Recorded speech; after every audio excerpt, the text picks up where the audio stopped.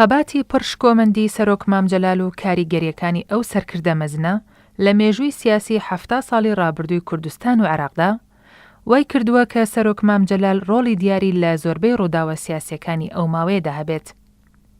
دوای ماڵئاوایی کردنی شوێن و پێگی ئەو سەرکردێ بە نەمری دەمێنێتەوە. نووسەرانی تورک و عەرەب شایەتی بۆ ئەو ڕاستیە دەدەن کە سەرۆک مام جەلال هۆکاری ئاشتی و سەقامگیری کوردستان و عێراق بووە و سەرکردەیەک بووە کە خەباتی بۆ هەموو گەلی عێراق کردووە. حوسنی مەحەلی کە نووسەرێکی تورکە سەرۆک مام جەلال بە سیمبولی دانایی و ئاشتی وەسف دەکات کە هەموو لایەنە عێراقیەکان لەسەر ئەوە کۆک بوون کە بە شیاوترین کەسی دابنێن بۆ وەرگرتنی پۆستی سەرۆک کۆماری عێراق.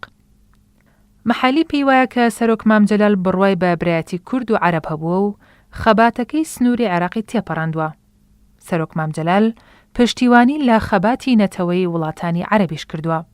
حسێن فەوزی لە ڕۆژنامەی سەباحی بەغدادی دەڵێت سەرۆک مام جەلال سەرباری ئەوەی دووخول سەرۆک کۆماری عێراق بووە هیچ کاتێک لە خەڵک دوور نەکەوتەتەوە. هەمیشە لە خەمی خەڵکدا بووە و هەوڵی داوە لە خواست و خەمەکانیان ئاگادار بێت. بەو هۆیشەوە ڕێزی کورد و عەرەبی بەدەستهێناوە.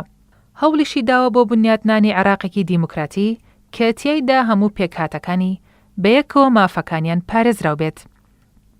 ئیسماعیل زایر سەرنووسەری ڕۆژنامەی سەباح جەدیدی بەغداد وتارێکی لەبارەی سەرۆک مام جەلالەوە نووسیوە و باس لەوە دەکات کە ماڵئاوای کردنی سەرکردەیەکی مەزنی وەک سەرۆک مام جەلال خەسارەتێکی گەورەیە کە هەمیشە هەوڵی پێشخستنی عێراق و پەرەپێدانی دیموکراتی و لێبوردەیی داوە لە ناوگەلی عێراقدا. ئیسماعیل زایر دەڵێت بۆ یەکەم جار لە ساڵی 1970 سەرۆک مام جەلالم بینی. زۆر سەرسام بووم پێی.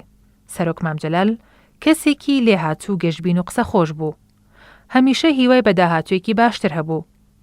ئەو نووسەرە عێراقی دەڵێت سەرۆک مام جەلال گوێی لە هەموو کەسێک دەگرت و گرنگی بە بۆچوونەکانی دەدا و ئەو خەسڵەتە گرنگانەی کە لە کەسێتی سەرۆک مام جەلالدا هەبوو وای کردبوو کە ببێتە سەرکردەیەکی کەموێنە و دەگمەن لە مێژووی خەباتی کورددا.